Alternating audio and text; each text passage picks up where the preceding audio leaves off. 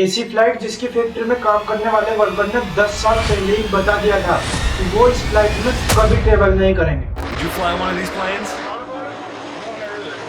पर क्यों? और इसका भयंकर जवाब 12 जून 2025 को जैसे ही फ्लाइट टेक ऑफ करती है और पल भर में सब कुछ खत्म। अब सब कह रहे हैं ब्लैक बॉक्स ब्लैक बॉक्स से सब पता चल जाएगा। रियली ऐसा क्रैश जिसमें सब कुछ जलकर खत्म हो गया, उस सिचुएशन में ये डिवाइस कैसे सर्वाइव कर सकता है? और अगर हाँ तो इससे डेटा को एक्सट्रैक्ट करने में कितना टाइम लगेगा? क्या ये 100% डेटा रिकवर कर देगा बिना किसी डेटा लॉस के?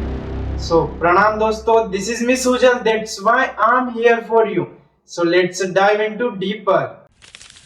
12 जून 2025 एयर इंडिया की अहमदाबाद से लंदन जाने वाली फ्लाइट अहमदाबाद एयरपोर्ट से जैसे ही टेक ऑफ करती है, टेक ऑफ करने के कुछ ही मिनट बाद उसका भयानक क्रैश हो जाता है। अब क्रैश क्यों होता है उसका कारण किसी को नहीं पता चलता है, और इसी नीड को देखते हुए साल 1950 में डेविड वॉरेन ने एक ऐसे डिवाइस का इन्वेंट किया जिससे पता लगा सके कि फ्लाइट क्रैश क्यों हुई थी। क्रैश होते टाइम पे लास्ट मिनट पायलट और को पायलट के बीच में क्या बात हुई, और ऐसे इन्वेंट हुआ ब्लैक बॉक्स का। अब नाम से तो आपको लग सकता है कि ये काला डिब्बा है, बट इन रियलिटी ये ऑरेंज कलर का होता है, जिसे क्रैश होते टाइम पे क्रैश साइट से आसानी से आइडेंटिफाई किया जा सकता है, और इसे एयरक्राफ्ट की टेल में लगाया जाता है, यानी कि पीछे के हिस्से में, और उस हिस्से के सबसे ज्यादा चांसेस होते हैं कि वह क्रैश होते टाइम पे सरवाइव कर जाए। अब ब्लैक बॉक्स के दो सेपरेट कंपोनेंट होते हैं, पहला फ्लाइट डेटा रिकॉर्डर और दूसरा कॉकपिट वॉइस रिकॉर्डर। अब फ्लाइट डेटा रिकॉर्डर यह बताता है कि फ्लाइट में क्या हुआ है,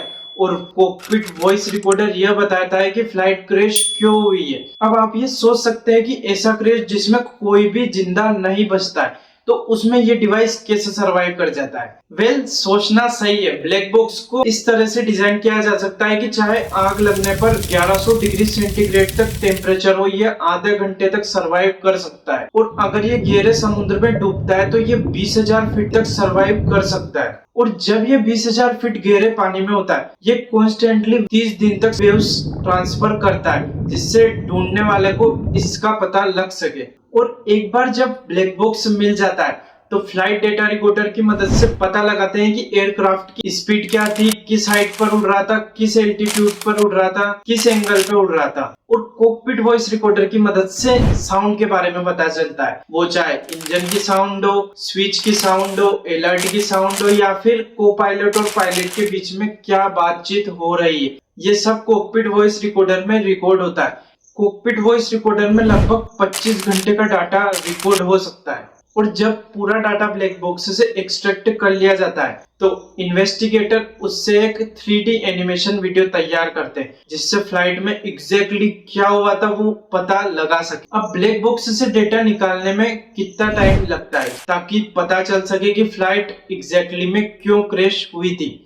इसको पता लगाने में करीब 1 सप्ताह भी लग सकता है, या फिर 1 महीना भी लग सकता है। पर ब्लैक बॉक्स से एग्जैक्ट रीजन निकालने के लिए, डेटा को पूरी तरह से समझने के लिए 5-6 महीने भी लग सकते हैं, और या फिर पूरा साल भी लग सकता है। अब देखो, ब्लैक बॉक्स तो मिल गया, पर क्या इससे डेटा एक्सट्रैक्ट हो पाएगा?